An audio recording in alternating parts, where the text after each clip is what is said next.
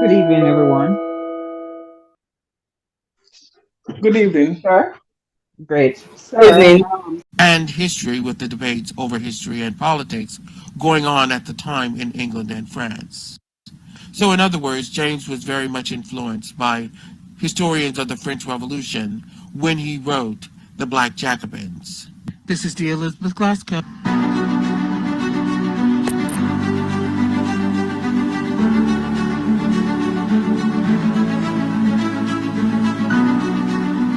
Caribbean history and DNA.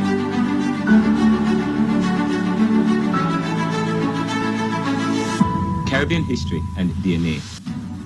In 1492 CE, Christopher Columbus sailed across the Atlantic and landed in the Americas. He and his men were the first to wash up in the Bahamas, Hispaniola, Dominican Republic, and Haiti, and eastern Cuba. From Europe. From Europe. They weren't the first to do so, but they weren't the first to wash up there. Not the first. But however, on their return to Spain, he and his brother Bartholomew later returned to the Americas and identified Hispaniola's land and indigenous people as potentially profitable for the Spanish crown. Bartholomew estimated about 1.1 million people lived on Hispaniola, but modern scholars have generally used the range of 250,000 to 1 million people. However, the actual Caribbean Aboriginal population is now known based on a new Caribbean DNA study published in the journal Nature, which fuses decades of archaeological work with cutting-edge genetic technology. And this breakthrough study shows that the local population before the arrival of the Spanish was much lower and far less heterogeneous than thought. That is from critical thinking. Caribbean DNA study challenges Spanish assumptions. Professor David Reich of the Harvard Medical School led a team of researchers who analyzed the genomes of 263 individuals, representing the largest ever study of ancient human DNA in the Americas. The Caribbean DNA study concluded that the Caribbean had been settled by two major migratory waves of highly mobile people separated by thousands of years. However, according to an article by the Florida Museum of Natural History, on their way to this conclusion, the researchers developed a new genetic technique for estimating the island's past population size prior to the first Spanish landings. This is quite important. Now, when the first Europeans arrived, the number of people living in the Caribbean was far smaller than 1.1 million, reported by Columbus's brother Bartholomew.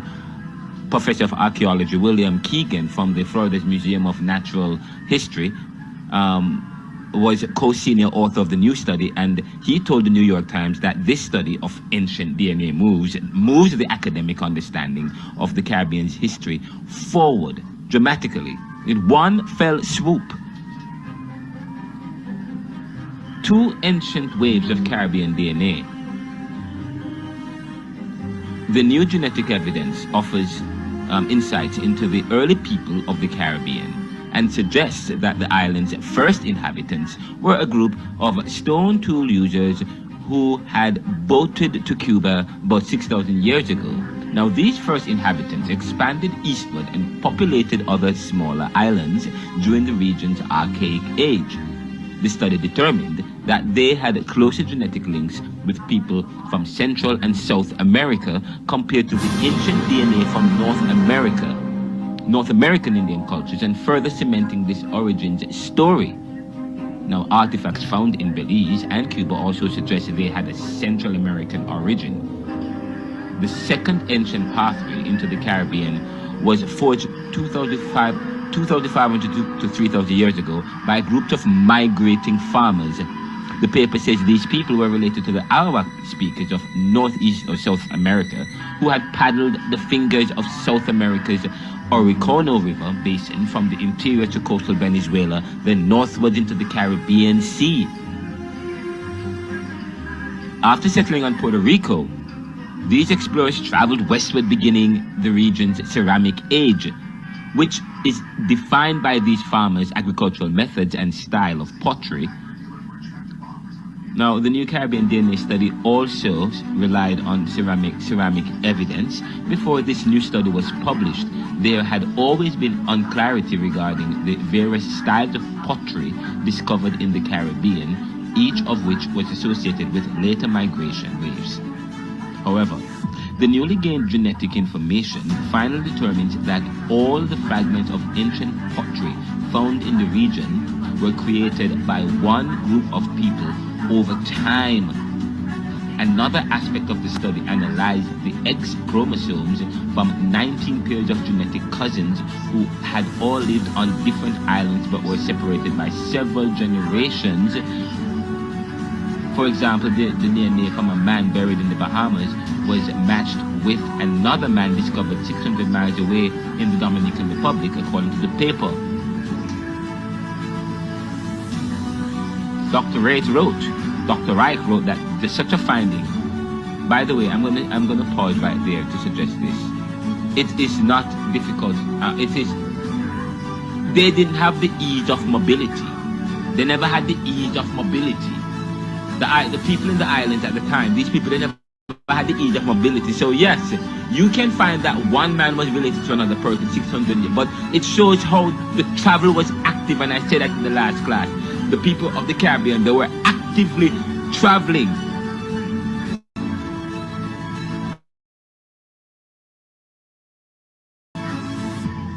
And many of these, and they washed up on the islands. These, and by the way, the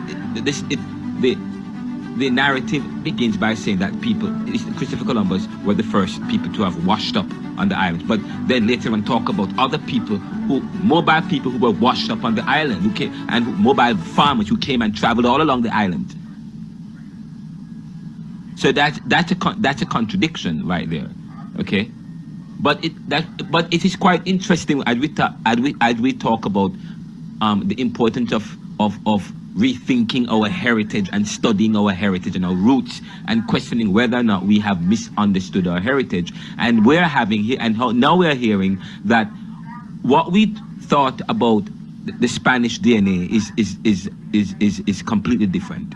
Now new studies researchers are finding some different evidence that's suggesting something different and something new as it relates to how the people of the Caribbean were closely connected, although they were separate. But they were very diverse and mixed, and there was lots of intermingling that has always defined the Caribbean.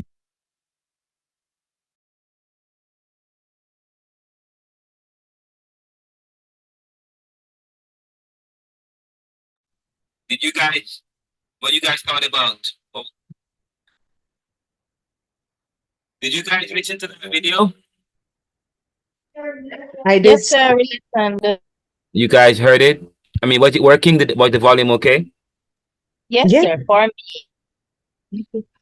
Okay, that's that particular short was just talking about an introduction to looking at what pertains to the Caribbean, what happened to the Caribbean before the coming of the Europeans, because I believe that it's very important that we actually explore what happened to the other people of the Caribbean, the Taino people.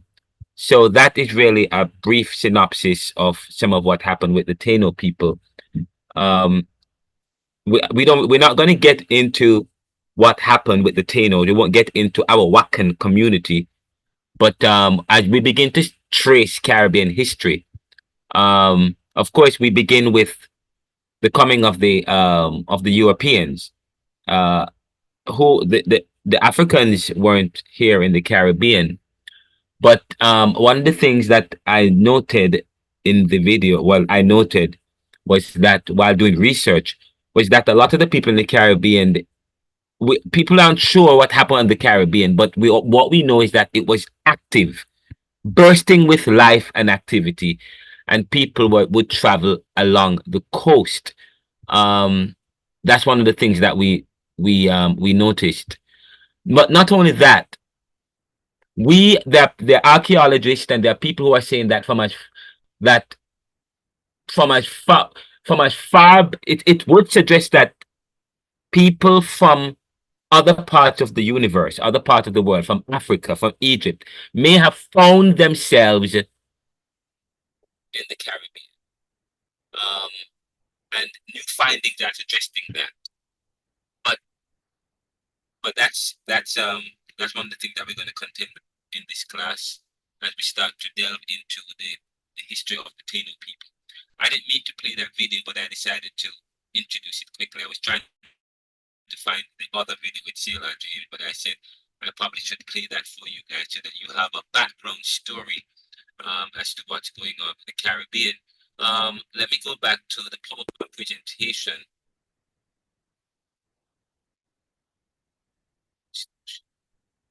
I'm going to go back to the PowerPoint presentation because what I did is for you guys, I did a timeline of the Caribbean.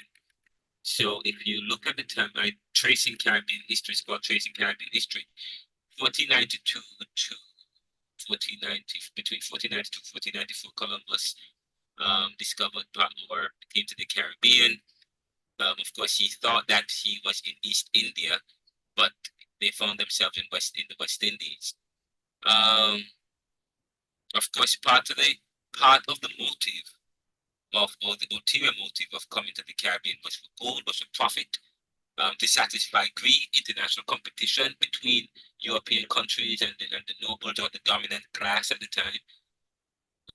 And from that, it takes us into the slave trade, sugar plantation society, heroes and maroons, abolition and riots, loss, freedom and independence, servitude and indentured labor and China, the coming of the Jews, black work for wages. So part of the thing that we'll do in this class, we will trace the Caribbean, we will present an outline of the Caribbean. And of course, I comment on each of the occurrences, starting in 1492. But of course, we have to start before that. What happened before 1492? Of course, the Taino people lived here, and the Taino people were actively traveling along the Americans. There was lots of travel that defined the Americans. We said that one of the things that about immigration is that the world is about people traveling for opportunity. And if you follow the migratory patterns of the American Indians and the Arawaks and the Taino people, what you find is that depending on the seasons, depending on what pertains, the idea of nationhood was it important to the Taino people. When we talk about the Taino people or what exists before the Europeans came to the Caribbean, in fact, when you start to study civilizations, hopefully I am recording. I believe I am. When you start to study civilizations and see what pertains in terms of the Europeans believed in nationhood, nation states,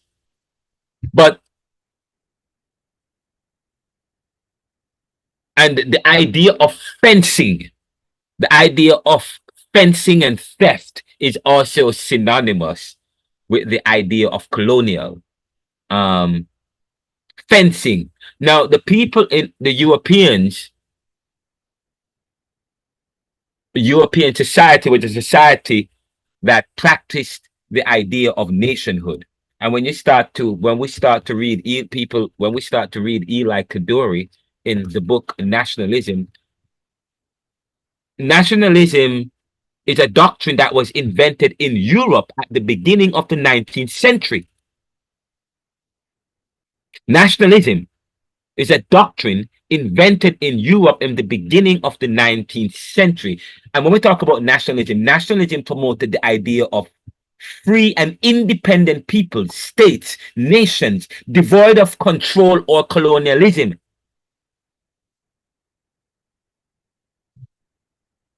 Yet it was this, yet it was what defined.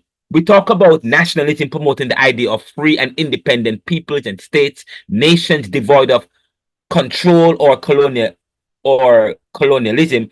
It promotes the idea of national rights and state sovereignty, territorial integrity.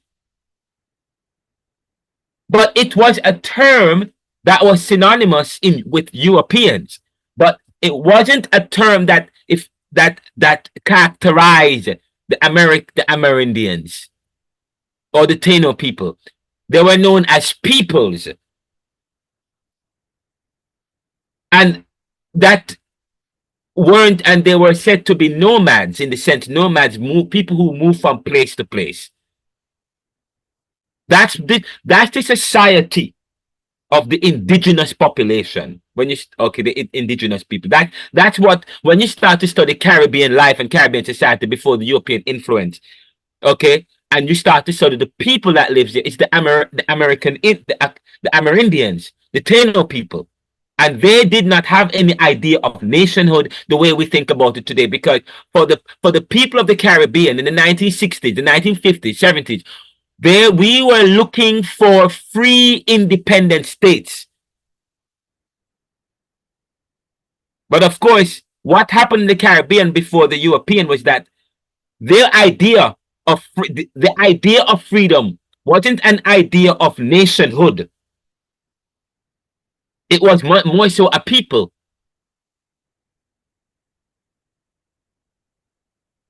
And I say to you, when you the Africans did not think of themselves as black people, in a sense, they didn't think of themselves as any race.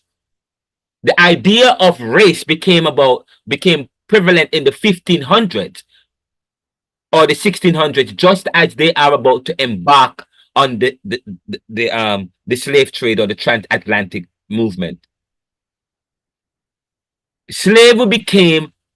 Race was a theory that was invented, that existed before the 1500s, but was on the back shelf of academia. Nobody thought that it was serious until it became necessary to justify a practice of enslavement. But the idea of nationhood, the idea of sovereign states, of statehood, did not exist in the Caribbean among the Taino people. There were people that traveled from place to place. And that was their economic activity. So as the weather changed, so did they move.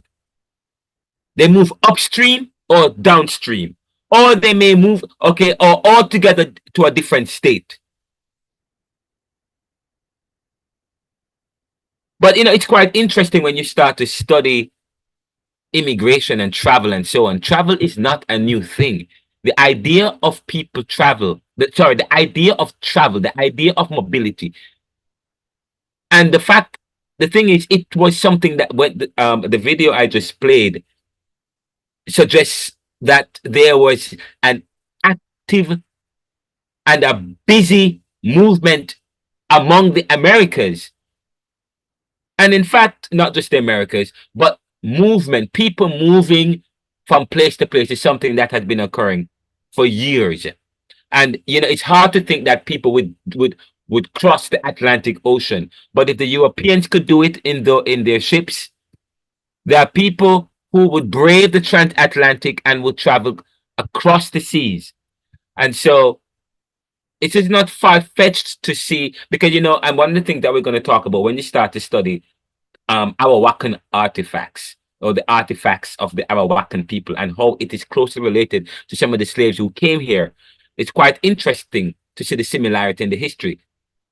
But that's quite important to note when you start to trace Caribbean history, and you begin by looking at what pertains previous. There's another video I would like you to watch as it relates to Caribbean identity and Caribbean history, but that is not for this class, it's for class on Friday. But what I wanted to talk about today, and I know Adrian wanted me to play the video about C.L.R. James, which I guess I could play. In fact, let me see if I could find that video to acquiesce to Adrian, because there's another video I want to talk about the idea of the subaltern and what we're talking about. So give me a second, let me find it.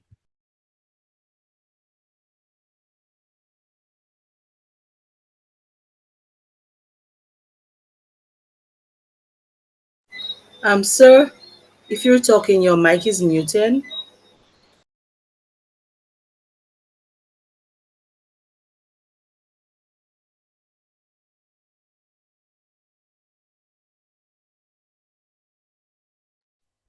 Ah, I was speaking the entire time.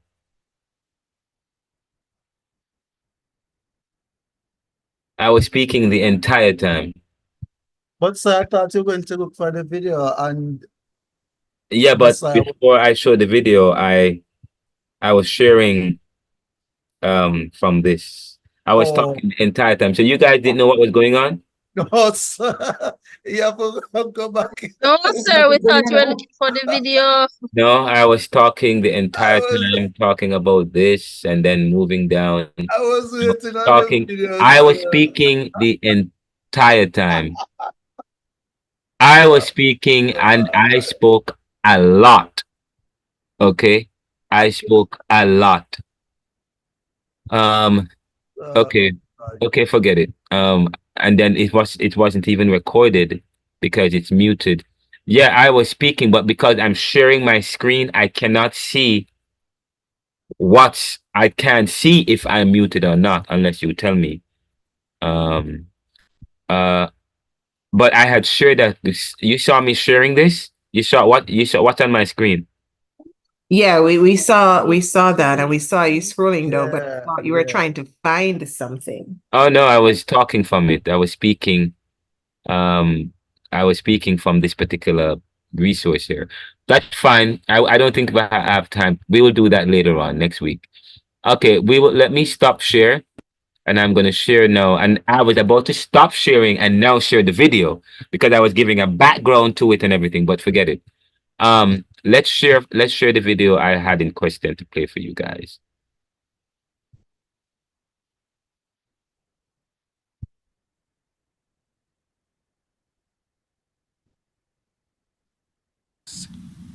C.L.R. James' book, The Black Jacobins, is a powerful and definitive history of one of the most important but under-recognized events in history, the slave revolution that took place in Haiti from 1791 until 1803. Are you guys hearing? Yes, sir. Good, good, good. The book is important not only as a historical account of the event, but as one of the very first examples of history told from the point of view of the oppressed population, in this case, the slaves of the island. James was a politically engaged. Very important point. Very important point. It's told from the subaltern, with a subaltern view. It's told from the perspective of those who are affected by the very history. That is very important. Sir, And can I go back to that important point, please, sir?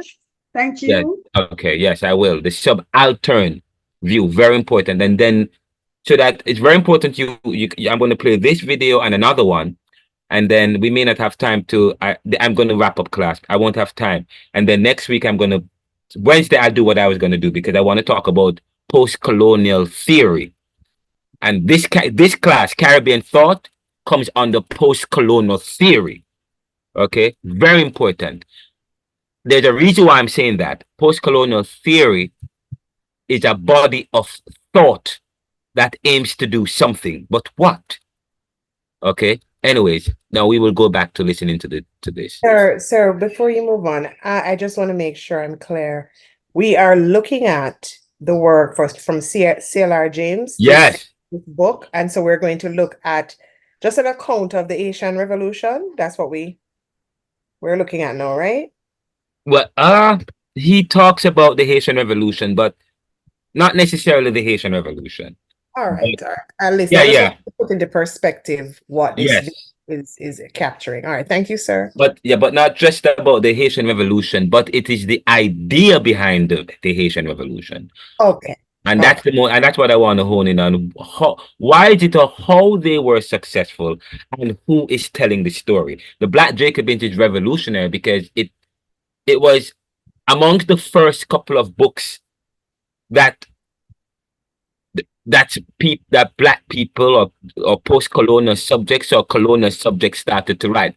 They started to tell their very own story. And when this book came out, at first it was on the back shelf. Books written by Fanon, Black Skins, White Mask in the 60s, C.L.R. James, the Black Jacobins. Though these books weren't popular.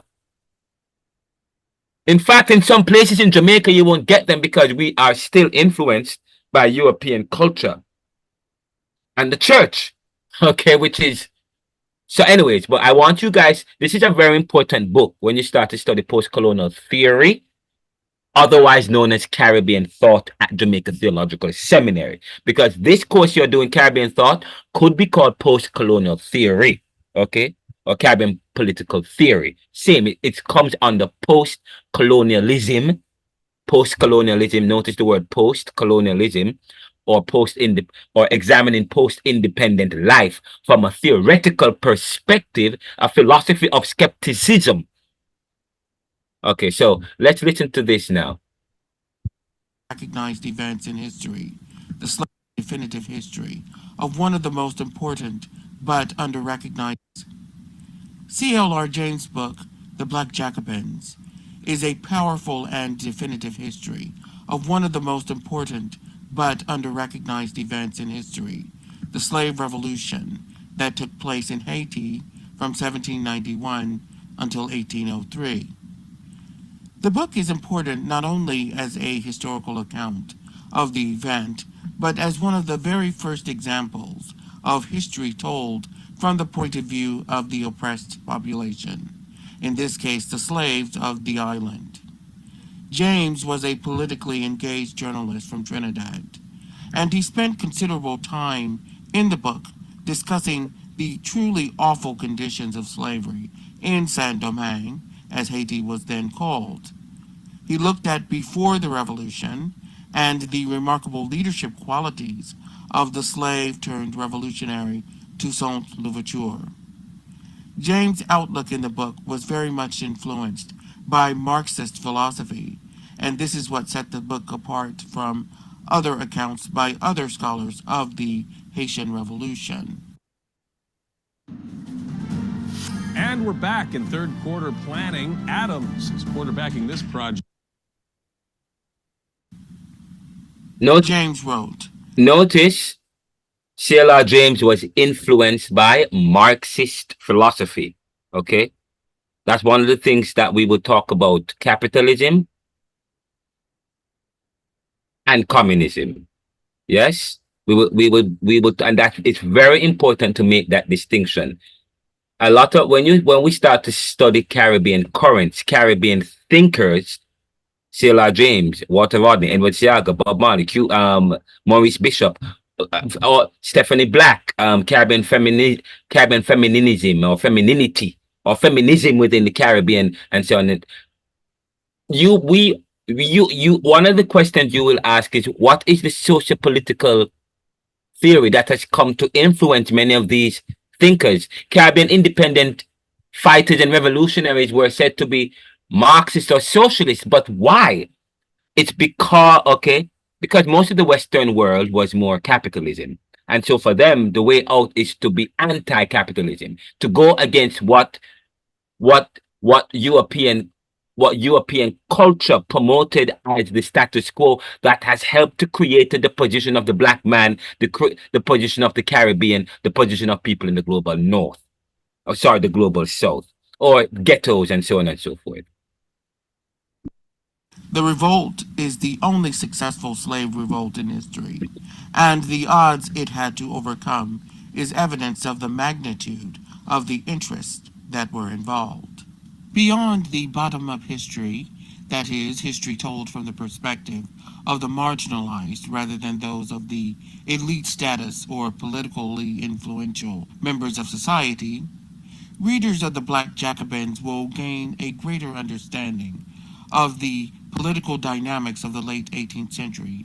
Now, this includes not only the events in Saint-Domingue, but the influence of the revolutions that took place in both America and France, and the key role that slavery played in these politics.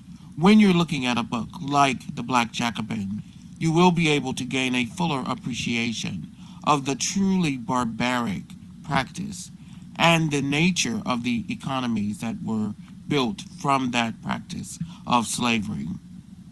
Now, the book is a radical work, and so it will appeal to readers who lean towards revolutionary politics, but it is also a work that is very engaging to a wider audience.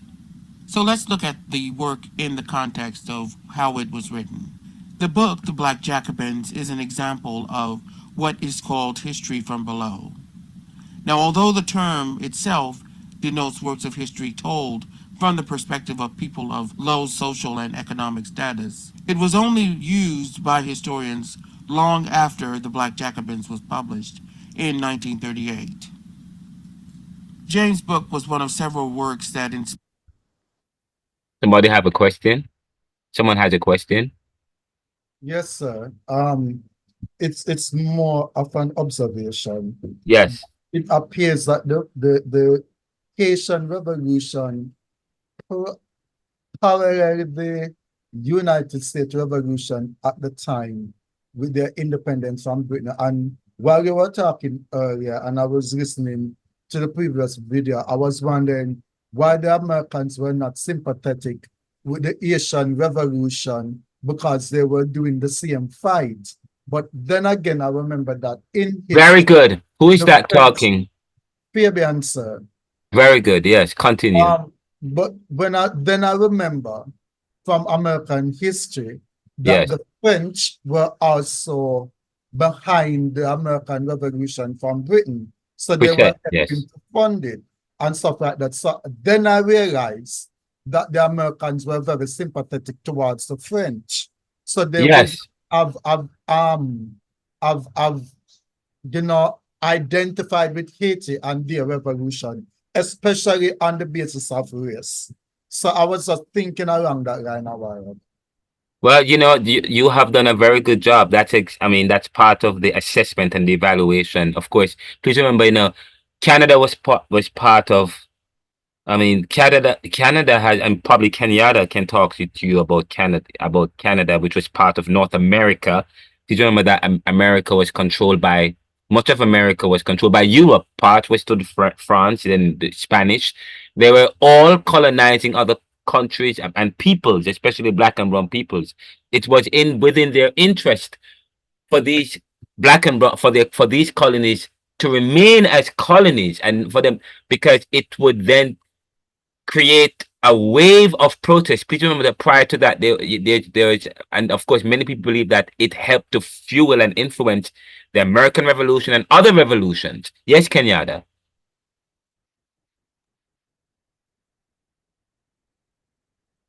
Kenyatta. Kenyatta.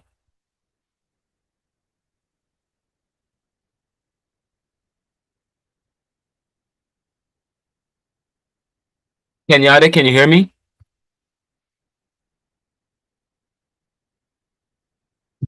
Okay, somebody else's hand is up, but he's not public. Can you guys hear me? Yes, Yes, sir. sir. We can Okay, hear so you. Kenyatta has had his hand up. Well, He of course, said his microphone is down, sir. Oh, okay. We can't hear him. He'll have to send a text. About to switch devices, so until that time. All right, we'll continue to watch this. But of course, please remember that this is the introduction class. Okay, the first couple of classes, we are introducing yourself to some of the ideas, some of the very important themes, language. Say, for example, the idea subaltern is a very important term. When you study post-colonial theory or Caribbean thought, we are bound to read the Black Jacobins. We are bound to meet C.L.R. James. We are bound to meet Frantz Fanon and Homi Baba. Where we will meet those people, and many of them have been influenced by a particular theory or ideology, Marxism, feminism, or whatever the other ism is. Kenyatta, can you speak now? Yes, sir. I was able to locate my earphones. Are Yes, you hearing me now? I can. So two things. I really apologize for being late for class. I had some training session that went way, way over time. The question I wanted to ask is, and it's really asking as it relates to the current state of Haiti and in extension some Caribbean countries. And it's Yeah, that based on the video that you were showing a while ago, the recording, it spoke about you were talking about the makeup of the different economic systems. So yeah, I am now led to ask the question if do you, from your expertise and studying the Caribbean for way longer than we have, do you believe that the, the current state of Haiti is a, how could I look at it, is a long-term effect stemming from decisions made during the historical process throughout the Caribbean as it relates to Haiti?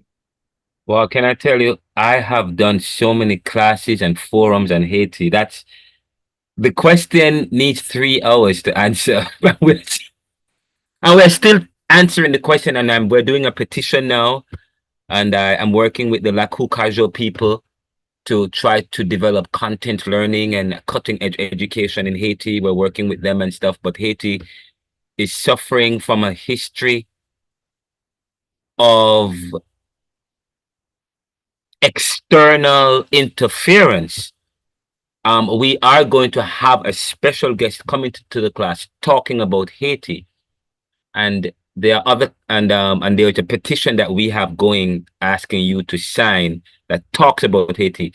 I don't want to get too much into Haiti because we are going to have a class where we really delve into Haiti. Haiti is a unique situation that's and and many Caribbean people are not aware of what's going on in Haiti. I remember some time ago, when the Haitians came to Jamaica in the 90s, Jamaicans were afraid, were not happy that the government was welcoming the Haitians, and I think that was hypocritical.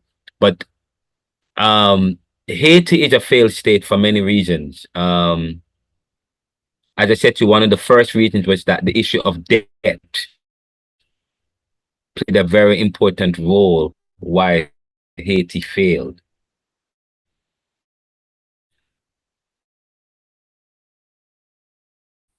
And one of the questions, one of the class, I talk about the paradox Caribbean islands. What separates Haiti and Cuba? And I talk about the issue, fine, granted freedom versus taken freedom.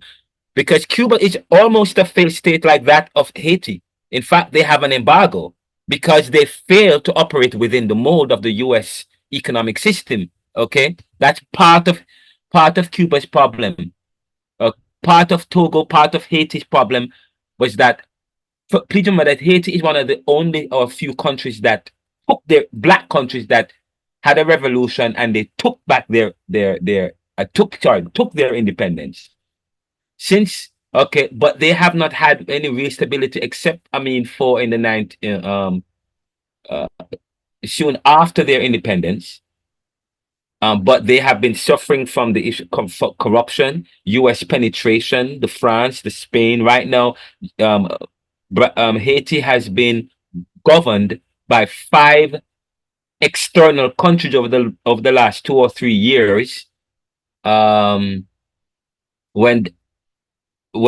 President Jean-Bertrand Aristide was president, that was a problem. You know, part of the problem, Kenyatta, is we live in a very competitive system. Can you imagine if Haiti and all these Caribbean islands got independence and freedom and was experiencing economic development and growth, much like Singapore, and Haiti has a lot of resources, it would threaten the wealth and the dominance of the dominant country in the region, which is the US. and by extension, Canada and the other countries. So it's not, that's one. Two, it's within the interest of, it was always within the interest. And when we start to talk about Walter Rodney, how Africa, how Europe underdeveloped Africa, Haiti and the Caribbean islands weren't supposed to rival these other countries. In fact, almost all Caribbean islands dealing with the issue of vulnerability in their growth and their development, and the issue of structural adjustment and debt. But part of this class will talk about Haiti and what's going on in the Caribbean, and we will get there. But yes, part of what has dogged Haiti was the issue of the US, Canada, and the European countries wanting to make an example out of Haiti and not want to inspire any more slave revolt, because okay, that's one thing. And of course, the second thing is that please remember there's Dominica Republic. Haiti, according to the story, Haiti had also helped to free the DR. But instead, the story that we're hearing is that they had invaded and colonized Haiti. And so there's been fierce battle between Haiti and Dominican Republic. That has also been part of the problem with Haiti. It's because the two countries don't get along. And over the last 50, 60, over 100 years, Haiti hasn't really, I question whether or not Haiti is really free and independent. Because they have been struggling to, and part of the, please remember that Haiti also have an elitist system, a social structure. And one of the point I will make when I talk about, when you read the book Neoliberalism, and when book 1 and the answer to the question, what's the Caribbean and who determines this, you will hear me say, well, I will make some pronouncements as it relates to the Caribbean, which I won't say. I don't want to give you the answer yet. So Haiti we will delve into, but part of Haiti's problem is what's going on externally, but what's also going on internally in the country in terms of corruption. But then part of that stems from colonization, the idea of theft. Okay, and we live in a world of theft, and we're going to talk about the issue of theft. So Kenyatta, we will delve into your question a little bit more, but part of Haiti's problem, of course, is the fact that they are a predominantly black country. Okay, their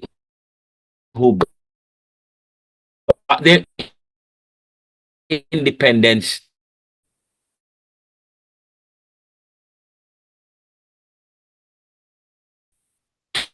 to earn. So you're breaking up. I mean,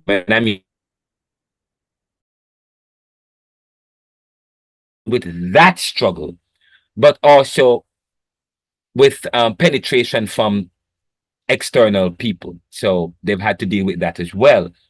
And corruption and infighting and the elites.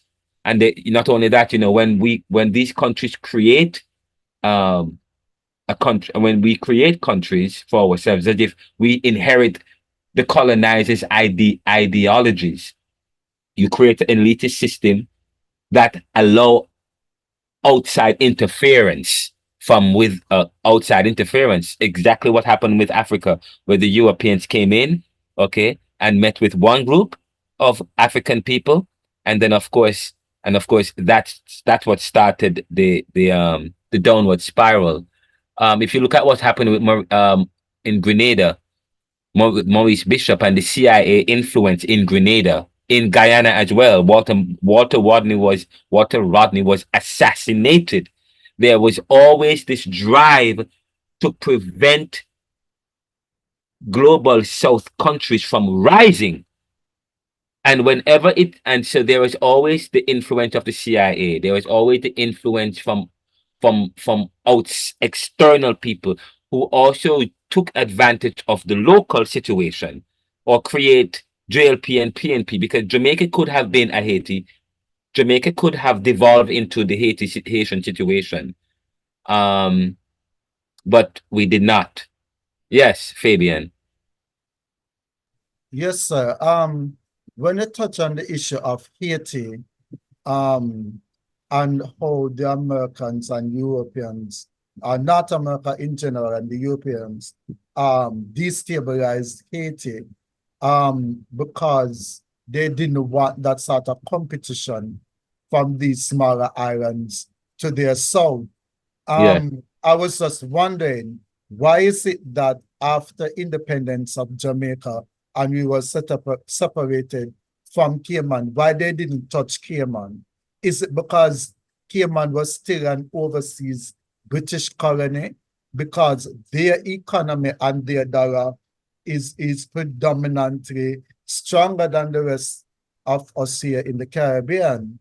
So why didn't the American try to destabilize them? Well, I mean, Cayman is a British, sorry, and that is the reason why they didn't touch them. yeah, Cayman it's still a colony, right? And of course, there's an understanding between, I mean, the US, the UK, Germany, France. They are part of the United Nations, or the G8, or the leading countries in the world today. They represent Western civilization, okay? And of course, so there is an understanding between these countries. But Cayman is a colony of Britain, of course. So it's a little bit, it's a different situation with Cayman, and the Caymanians do not want to get independence from Britain. They love the idea of being controlled by Britain. And I lived in Cayman Islands for a while. And some people said Cayman Islands, they are lazy, they don't like to work. They like the idea of that. But let's finish the video. Let's get back to the video quickly. I want to wrap this up because it's almost 9:18.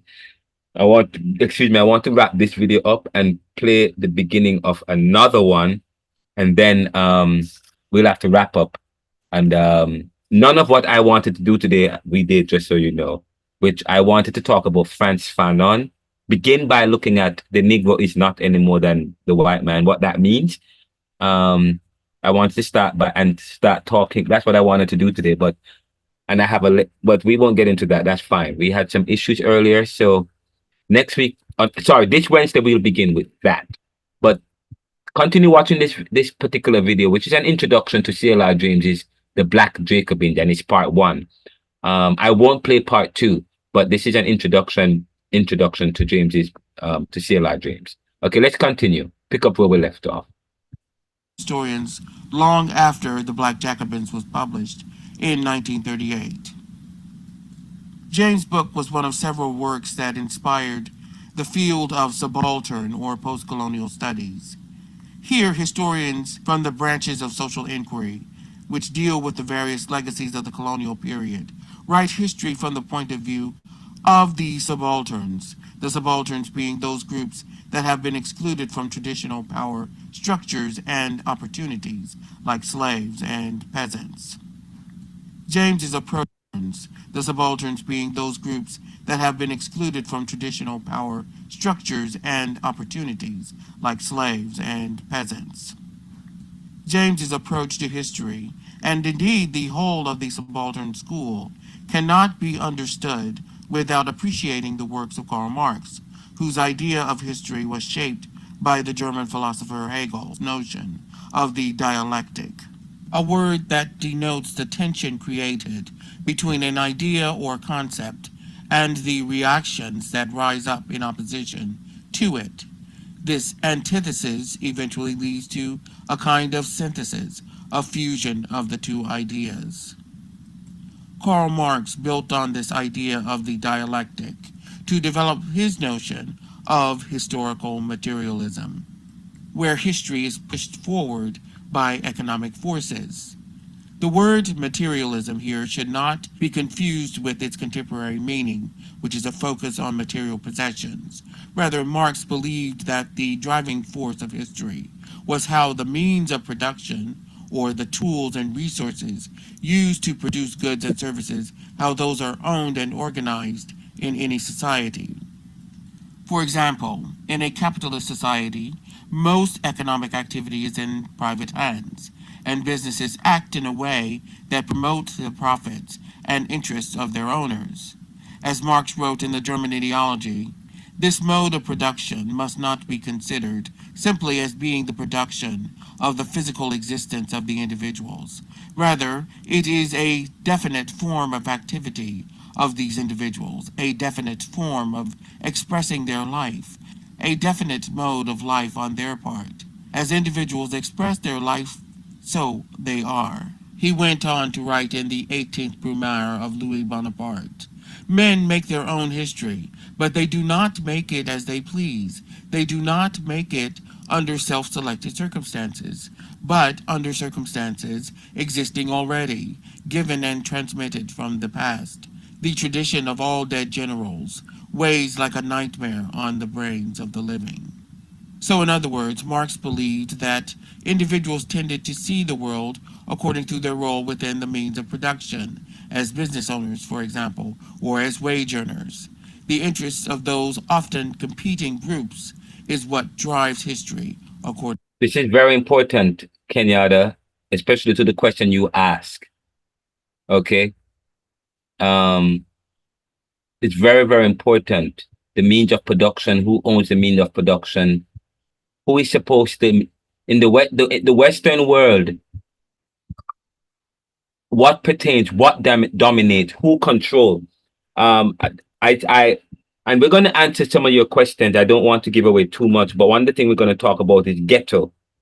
Ghetto was the name for the Jewish quarter in 16th century Venice. Later, it came to mean any section of a city to which Jews were confined. America has contributed to the concept of the ghetto, the restriction of person to a special area and the limiting of their freedom of choice on the basis of skin color. The majority of the people I live in Haiti black. Okay. The 1800s, we are far removed from the 1800s, but yet we are not far removed from the 1800s. Okay. But the history of black people is since the transatlantic is a history that has been unfair and catastrophic and tragic to the black and brown man wherever you are. Frantz Fanon says that Frantz Fanon in his book Wretched of the Earth said the black man is a political creature in the global sense.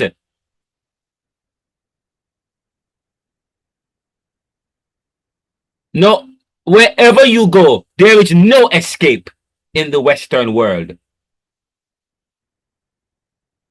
There is no escape.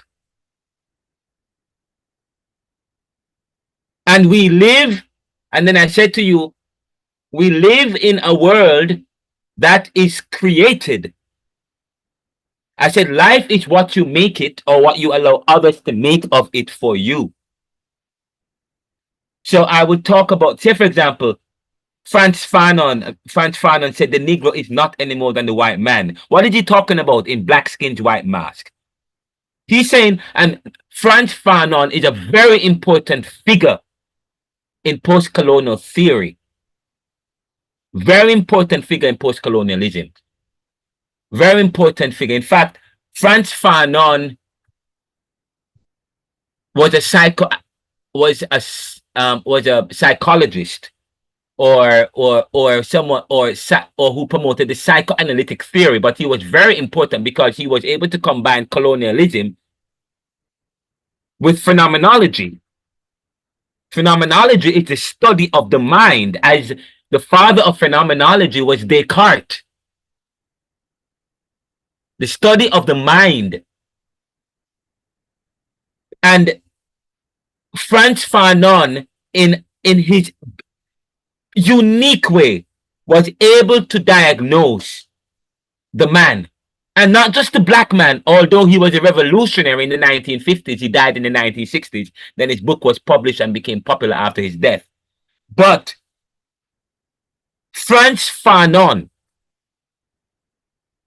very important figure, who helped to try to rescue and systematically analyze the man. He said the Negro is not full stop, any more than the white man. In other words, what is he saying? He's saying that the Negro is no different from the white man. The Negro is no different than the white man. The Negro is forced to be black or inferior. The white man is forced to be white or superior. Both are trapped. We call that entrapment. Both are trapped in a cycle, in a system, in a culture that has already determined or predetermined how he or she ought to behave, who is inferior and who. And later on, you're going to hear me talk about de jure and de facto factor of discrimination. Although discrimination is a thing of the past, we still have de jure and de facto factors of discrimination. One which is systematic and through systems and operations, and the other is not systematic. It's through attitude that is facilitated by a historical system. Sir, hello, are you hearing me? Go ahead. But sir, we do have a few historical systems that still remain very prominent within our society, including our lawmakers, because, for example, it was during that time, in that US time, when they had a serious issue with the police force in the United States and other countries. For example, George Floyd. That's when I found out that the police forces, specifically in countries like the UK, in Jamaica, other Caribbean countries, Canada, were not put in place for law and order in a sense. No, it was put there. It was placed. The police force, including Jamaican police force as well. Yes. Initial objective was to hunt runaway slaves and to monitor Black persons who were deemed legal to move around within society with paperwork, of course. So that's when I found out that, so this is something that is coming from slavery, and they said yes. And for example, not necessarily not the Caribbean, but as we said before, Jamaica is a part of the Americas. Yeah, but but even when you look at Adam Smith and you read his book Wealth of Nations, Adam Smith says that people became wealthy because they worked hard. Karl Marx said no. When when you start to study history, no, the serfs went on people's property and stole their land and turned around, took their land, and then the people and then hired back the serfs whose land they stole, and create a system to protect their ill-gotten gain, theft. Okay, to protect their theft. So you are continue. And that is and then you said something else as well, as it relates to taking someone else's wealth and then protecting it. Yes. I've been privileged enough to sit in different policy meetings at high levels, and I remember the very first time I traveled and I sat in a policy meeting as it relates to securing funding for the Jamaica National Program, which is the national HIV/STI program within the Ministry of Health. Something I learned, and that was when, for example, I'm going to use the HIV/AIDS epidemic when it just hit. It's no longer a disease, really. They'll refer to it as more like a disability.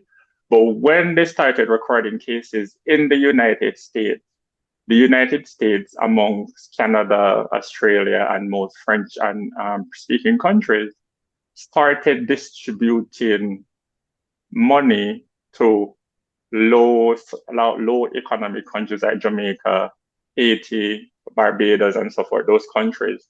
Yeah. Because they, other than wanting to, not in the first sense that they wanted to help, but in the sense that they wanted to protect their wealth. They didn't want persons to try to come to their country to seek medical care. And this was something I learned, that is how different funding agencies came about, like USAID, UN, and those different bodies, is really to monitor and protect developing countries' assets. Well, and then that's good to know.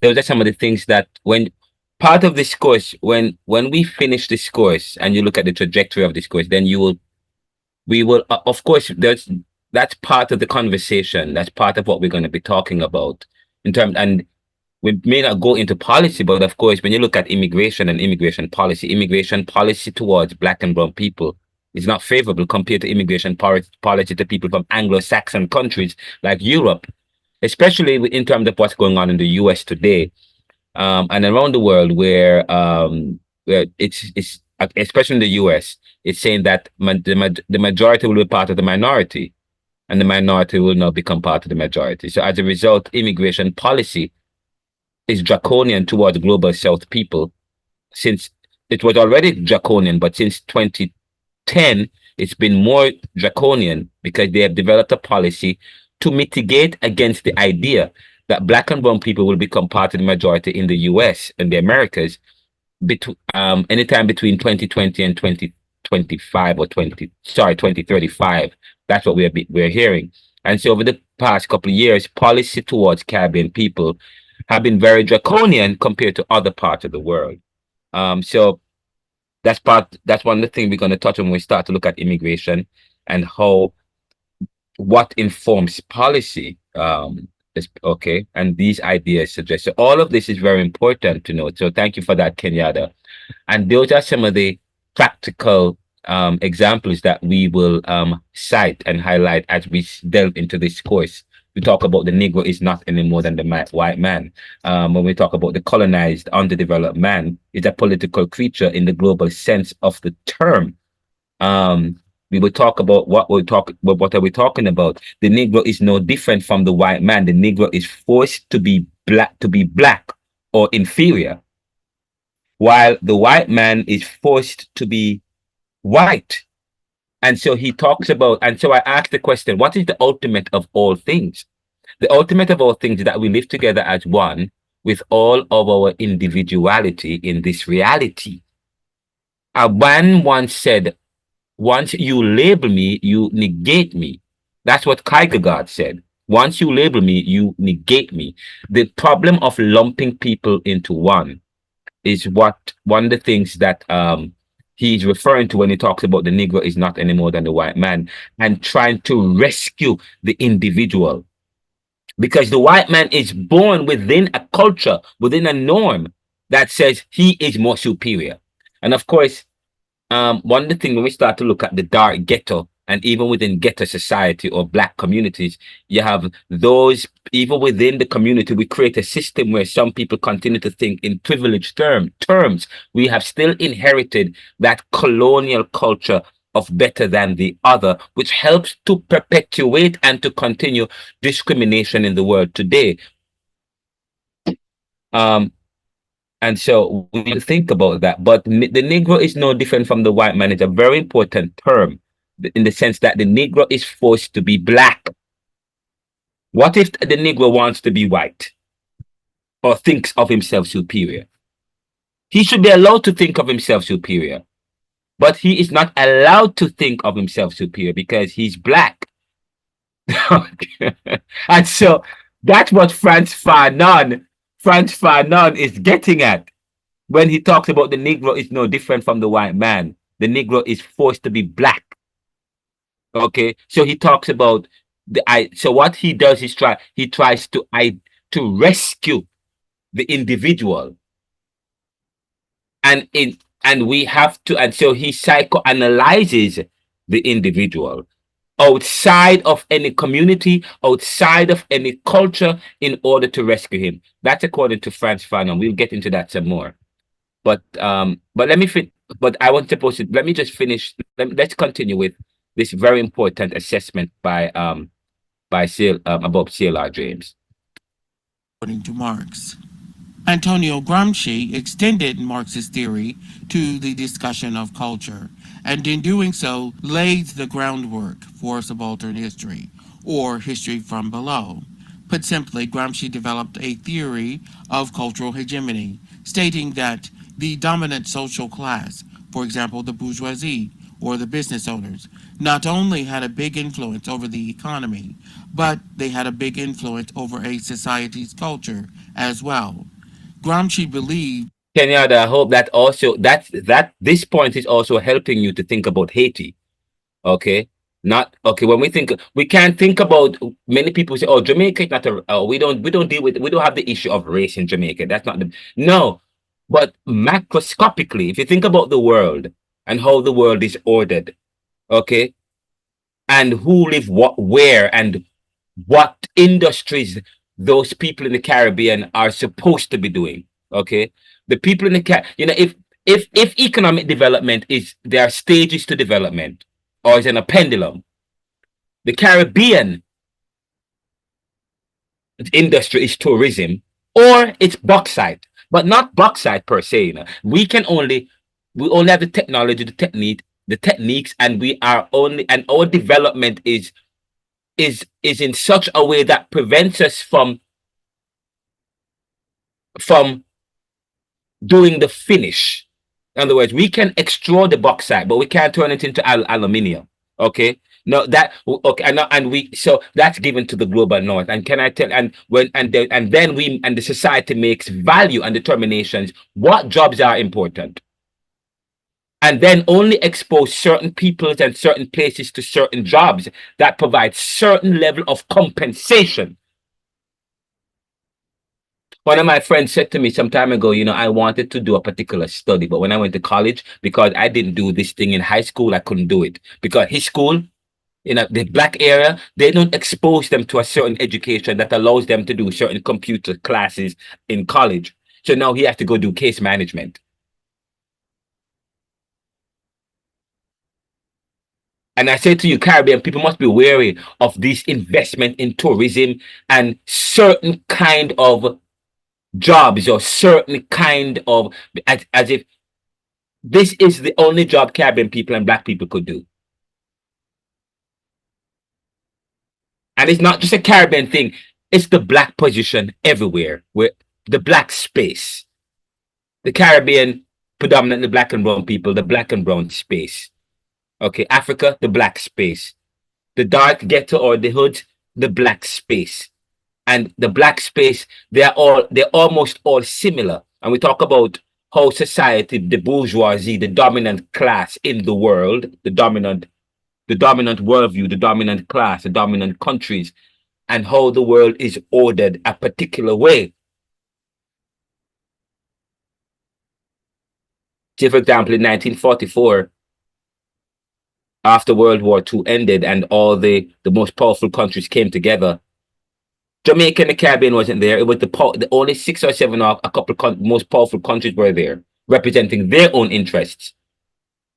One of the ideas put forward at that world meeting was to reorder the world in a particular way. There was no presence, there was no European presence or Western presence in the Middle East.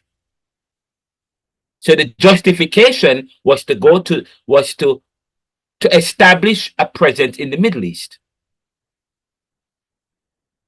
But they did not want they just finished with World War II.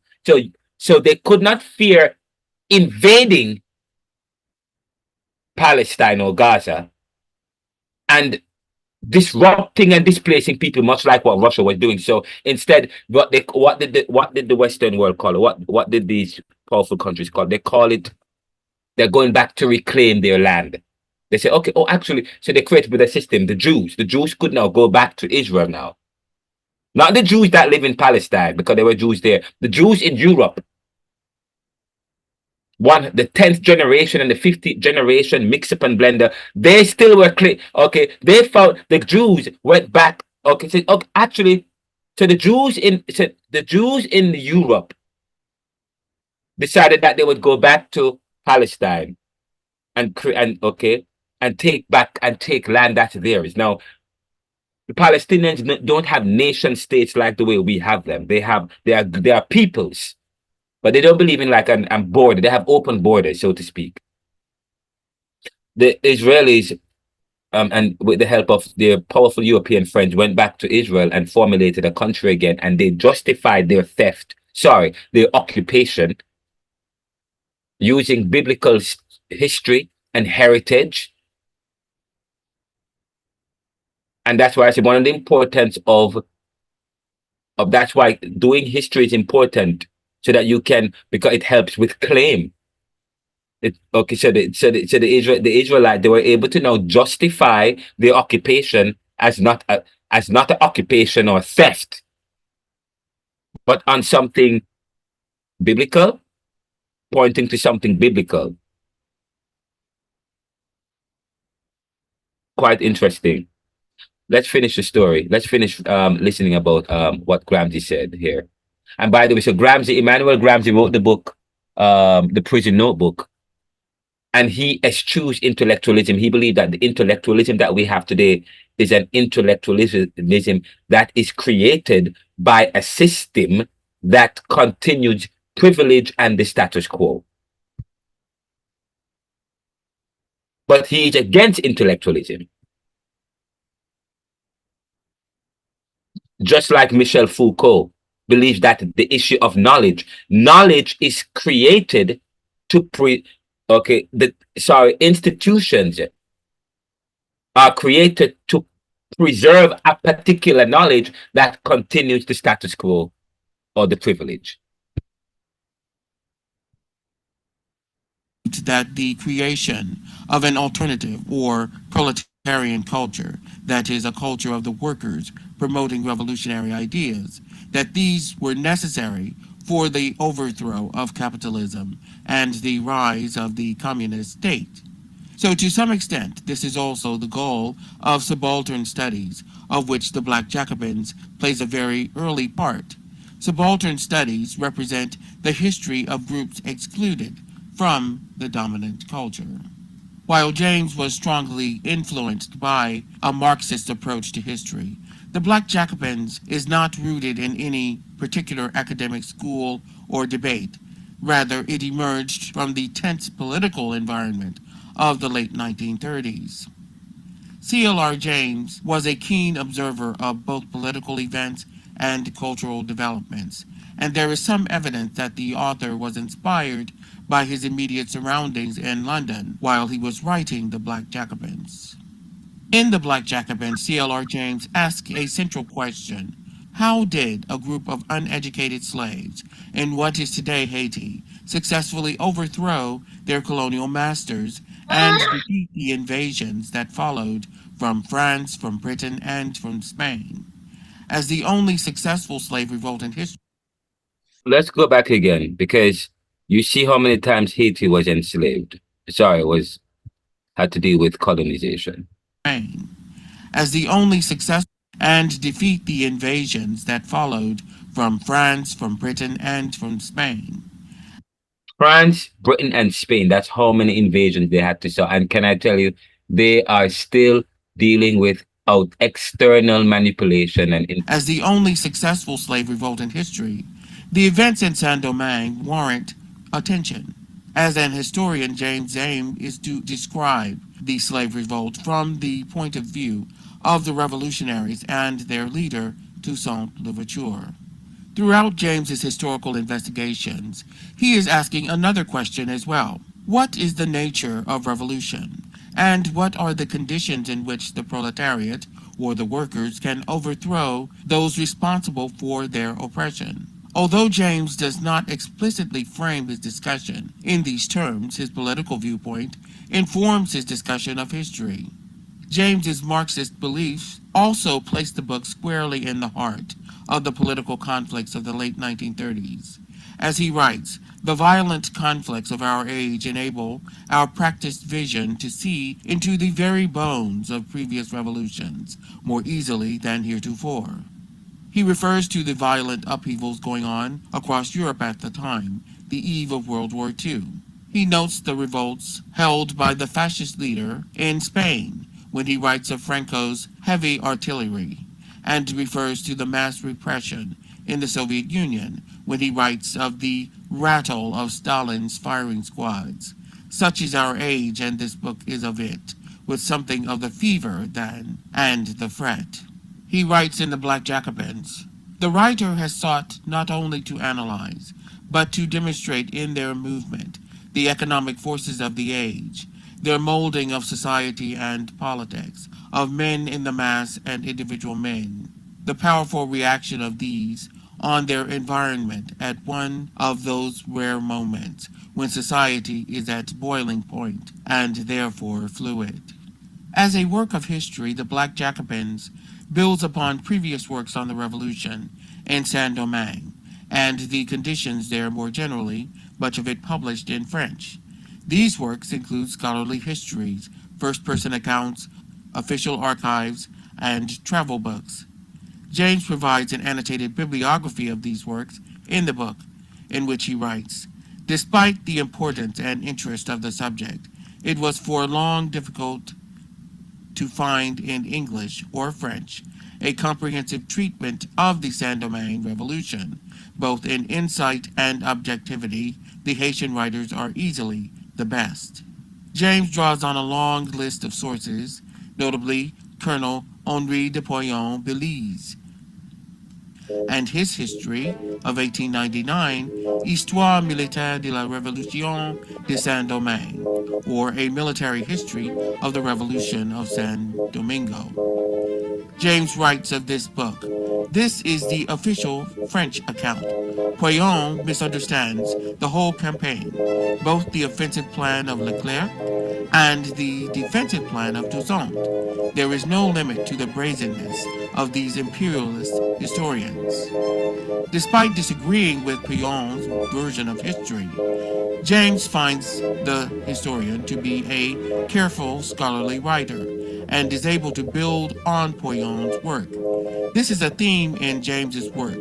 Though he frequently disagrees with the work of scholars who went before him, he finds that he can use their work in his own. In an important way, James's history of the Haitian Revolution builds on the work of the scholars of another revolt that started barely 2 years earlier, the French Revolution. As he notes in The Black Jacobins, it is impossible to understand the Saint-Domingue Revolution unless it is studied in close relationship with the Revolution in France. Fortunately, the French Historical School of the French Revolution is one of the greatest historical schools of Western civilization. James lists in the book several French historians who inspired his own study of the Haitian Revolution. They expose the economic foundations of the French Revolution. They wrote about the personalities of the main actors and covered the politics of the period. James credits these influences in the book on the Haitian Revolution. I have sought all through to show the direct influence of the French Revolution on events and leading personalities in Saint-Domingue. It appears from James's biography that the awareness of and interest in this history was sparked when he moved to Europe in the 1930s. In that sense, the intellectual basis of the work is James's attempt to unify his understanding of West Indian culture, that is, the culture of the islands of the Caribbean Sea, and history with the debates over history and politics going on at the time in England and France. So in other words, James was very much influenced by historians of the French Revolution when he wrote The Black Jacobins. This is D. Elizabeth Glasgow. Just an introduction to C.L.R. James talking about the perspective of the book, how the book is written. When you do book review, this is how you would want to do a book review. If you read a book and you want to, that this is how the way how the presentation was done was very good.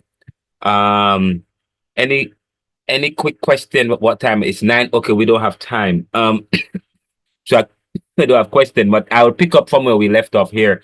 There's some things I want to get into. I want to answer the question about I want to finally get into what is Caribbean and who determined it. I have a lecture prepared for that, a presentation for you guys to prepare.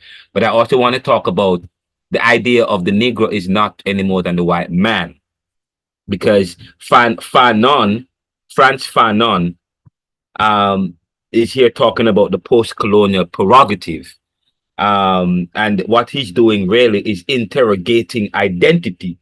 To read Fanon is to experience the sense of division that prefigures and fissures the emergence of a truly radical thought that never dawns without casting an uncertain dark in Fanon. Fanon is a very important figure, and actually his book, The Wretched of the Earth, is a book that's a recommended reading and that's supposed to be on your syllabus. When you read Fanon, you are going to be revolutionized. A very good writer. He writes with a lot of passion, skepticism, with an anger. Okay. Fanon's two most influential texts, Black Skin, White Masks, and The Wretched of the Earth, evoke the concrete and contrasting worlds of colonial racism as experienced in metropolitan France in the 1950s and during the anti-colonial Algerian War of Liberation a decade later. And his work has been lost in time. But there is this impassioned plea that the third world, or the global south, but in the 1960s, he said third world, the third world must start over a new history of man.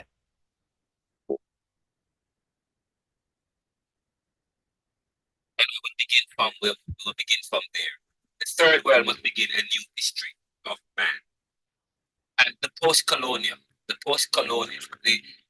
colonial underdeveloped man is a political creature in the most global sense of the term. What are we talking about? We will begin from there at the next class, and then delve into the question that I have, the notes I have for you guys.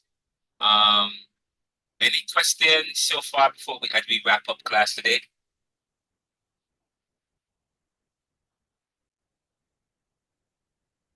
Okay. But if you guys have questions about the I asked, there's some I had sent in I didn't send the email, but the question is on the online, British online module for Caribbean Thought. If you guys haven't got that as yet, let me know. But if you guys want me to email it, I guess I'll have to email it. But we meet on Wednesday. Class promises to be very deep and meaty. Oh, I was supposed to play one more video, but I forgot.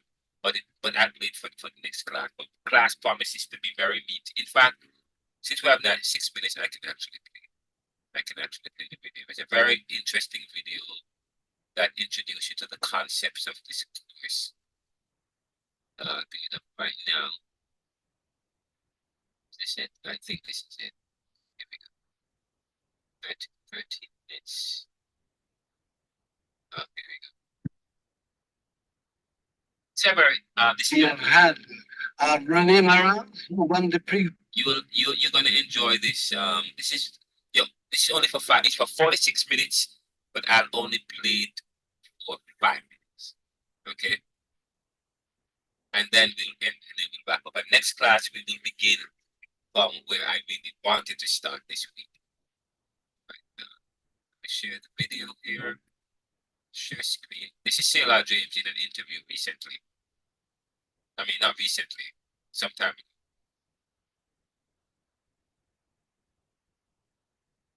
ago. Praising God, inquired urgently for gold. The native Indians were peaceable and after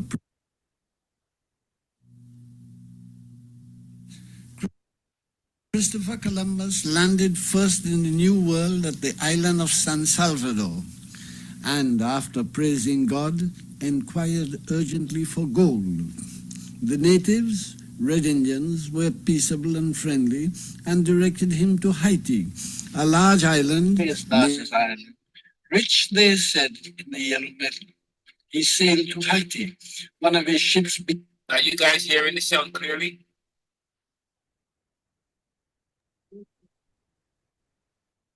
Yes? Are you guys hearing the sound clearly? Yes, sir. No, sir. No? I'm sharing the screen and I click, let me make sure I click on share sound.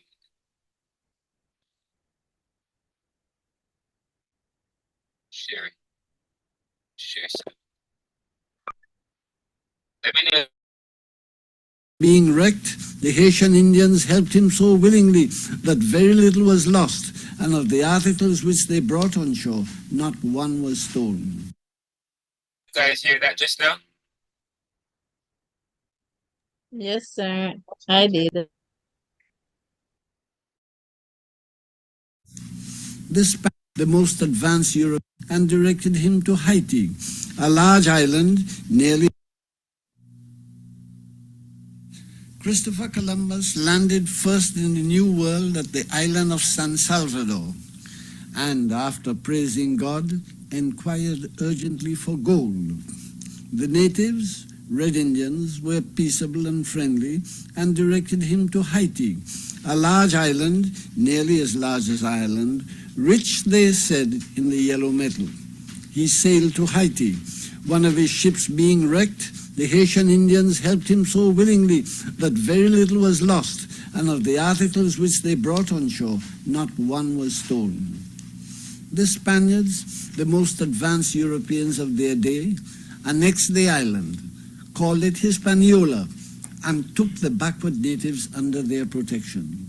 They introduced Christianity, forced labor in mines, murder, rape, bloodhounds, strange diseases, and artificial famine by the destruction of cultivation to starve the rebellious. These and other requirements of the higher civilization reduced the native population from an estimated 500,000, perhaps 1 million, to 60,000 in 15 years. And thus it is that Dr. C.L.R. James, a very distinguished scholar, reads the first 2 paragraphs of his prologue, a remarkable book, a classic, The Black Jacobins, which deals with the Toussaint Louverture-led Black Slave Rebellion in San Domingo 2 years after the French Revolution. In these 2 paragraphs, Dr. James, your style of writing, of course, is a very salubrious one indeed, but the bite, the irony, and the truth, you might say, of white man and all these years of Western civilization, so-called. In these 2 paragraphs, you've almost essentialized it.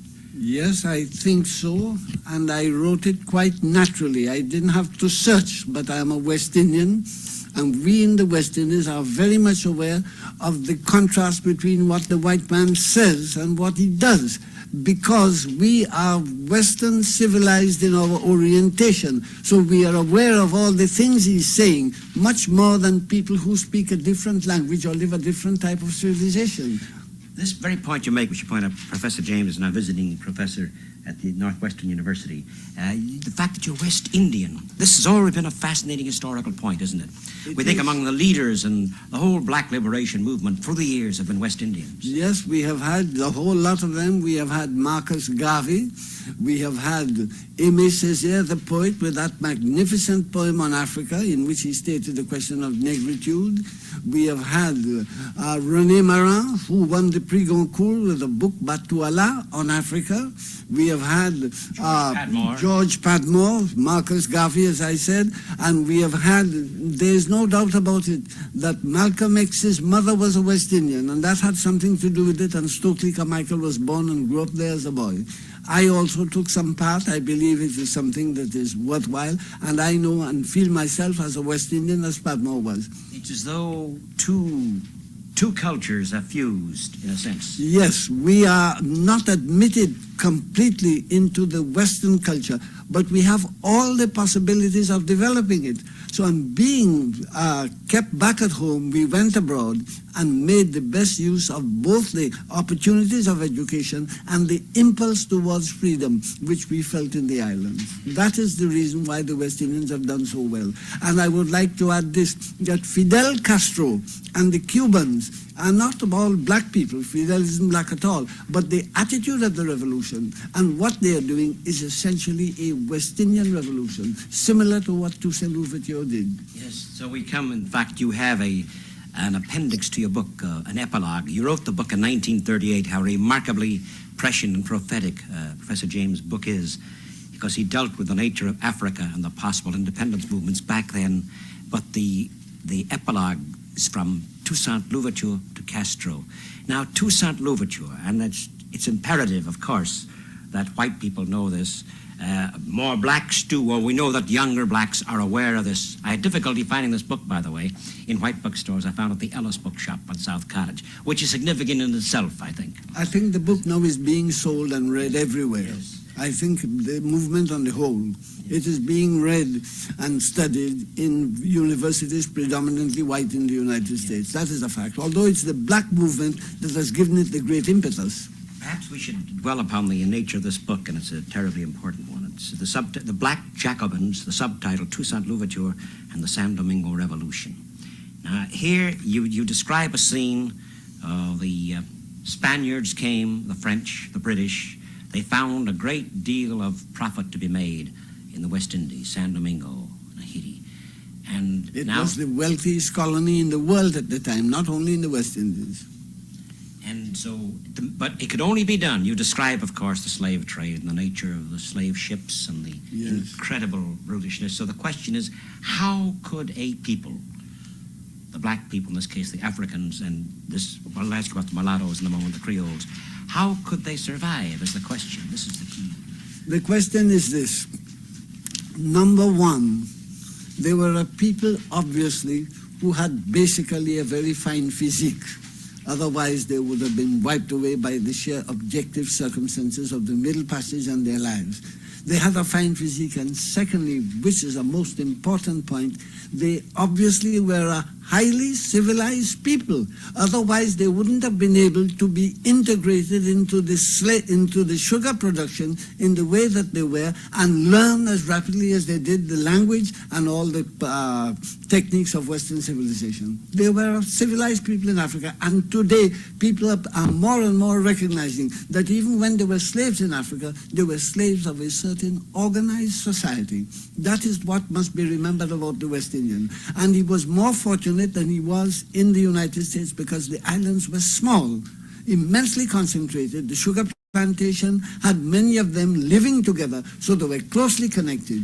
And this backbone of civilization in Africa and African physical strength, and then having to learn the elements of Western civilization, made them what they did and what they have become. So we come to several points that Dr. James raises, and again, the question of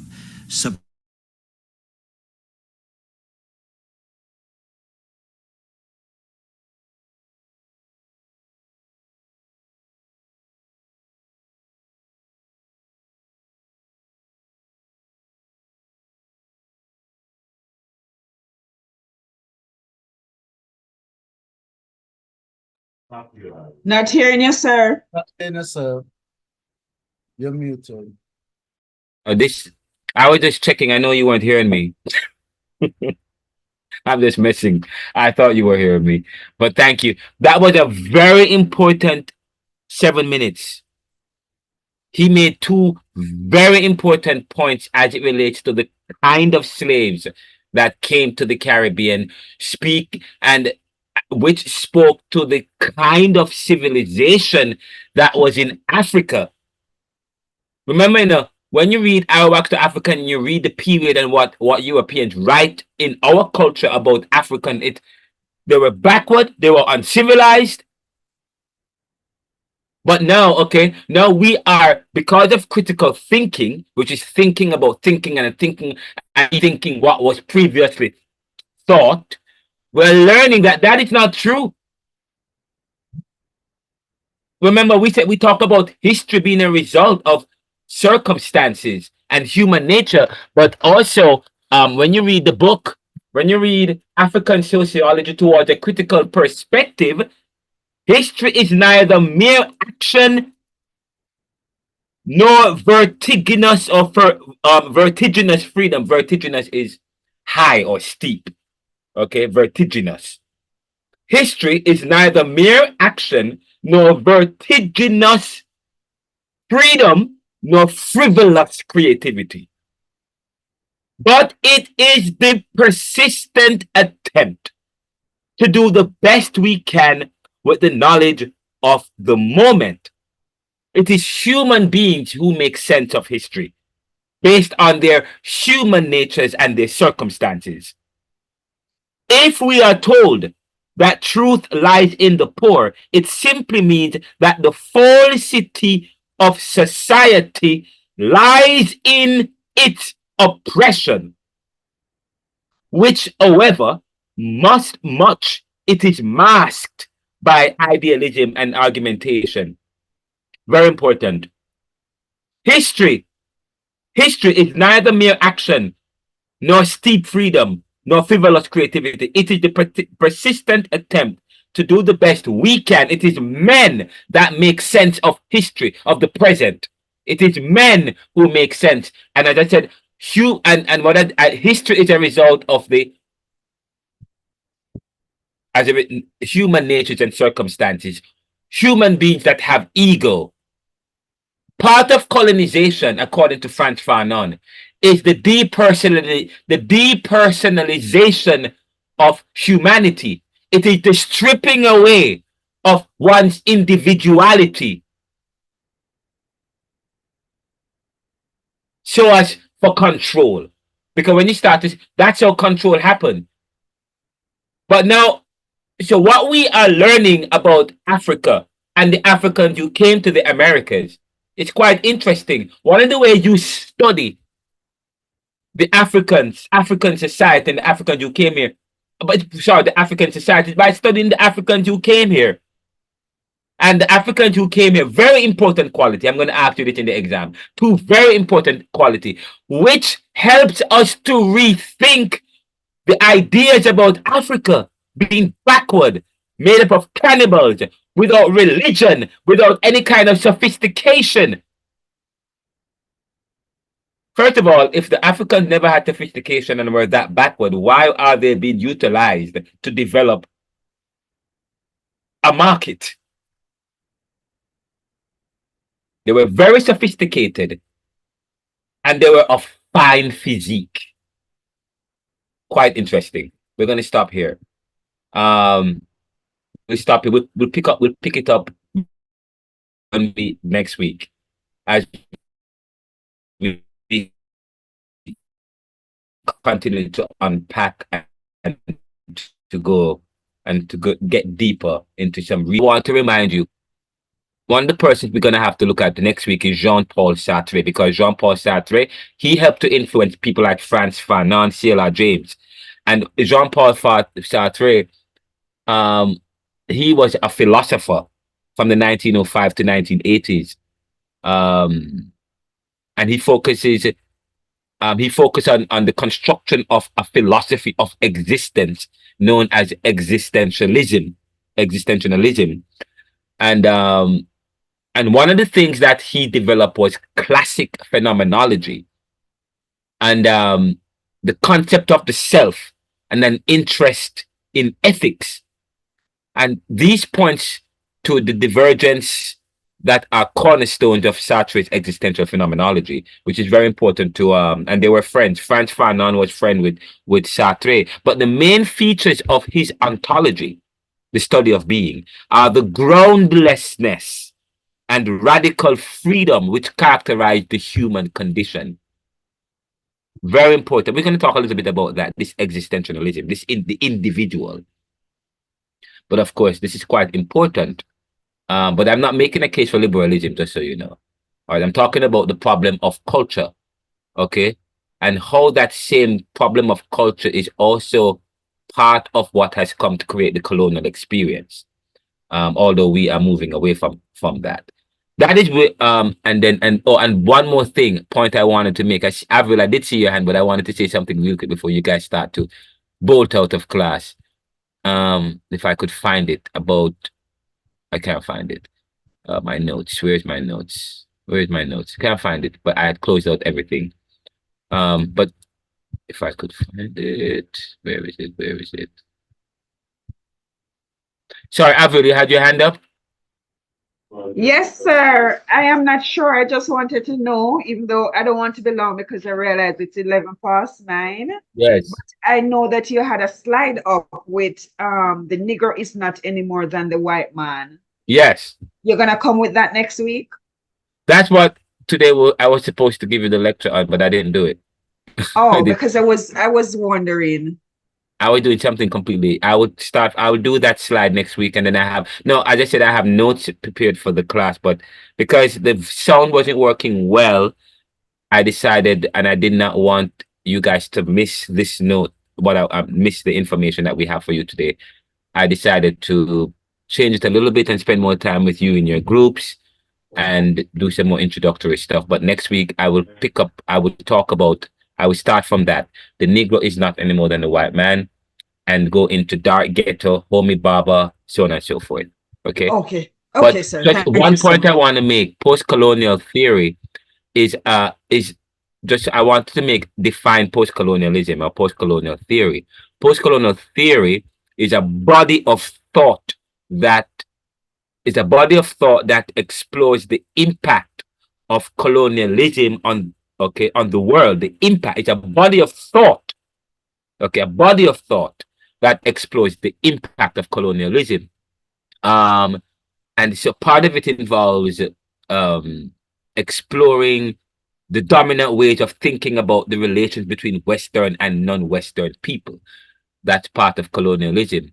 But another important thing about colonialism is that it is a critical academic study of cultural, political, and economic legacy of colonialism and imperialism, focusing on the impact of human control and exploitation of colonized people and their lands. Again, it's a critical academic study of the cultural, political, and economic legacy of colonialism and imperialism, focusing on the impact of, here we go again, control. Human control. That is what Frantz Fanon talks about, the issue of control, because colonization is about control. It is the depersonalization of the man. If the stripping away of anything of the individual, okay, it is to control. You first want to redefine a thing other than what it is. So now part of Frantz Fanon work now is to recapture the man by moving away from the language that demeans him and takes him outside of his world. That's why he said the Negro is not any more than the white man. But it's more than just that. It's more than just that. What post-colonialism does is important. Post-colonialism is the period or state of affairs after Western colonialism and the projects to do what? To reclaim and rethink the history and agency of subordinated people. That is the best understanding of post-colonialism, I would tell you. If you were to give a definition of post-colonialism or post-colonial theory, it is a post-colonialism. Post-colonialism is the period or state of affairs after Western colonialism and the project to reclaim. One of the things that post-colonial theory does, okay, it explores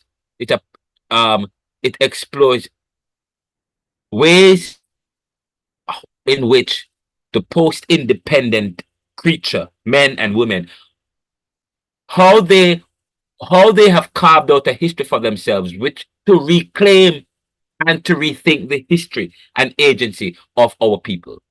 Say, for example, Dana price for a pound of flesh is part of critical thinking that rethinks the ways in which slaves have resisted. Rethink ideas about our identity, about religion. Say, for example, the issue about Obia. In this class, we will talk about Obia. We will talk about voodoo and African traditions. Okay, and please remember, part of this discrimination is to exclude our religion, is to exclude our practices. Nothing black, no good, you know. And we have inherited that tradition.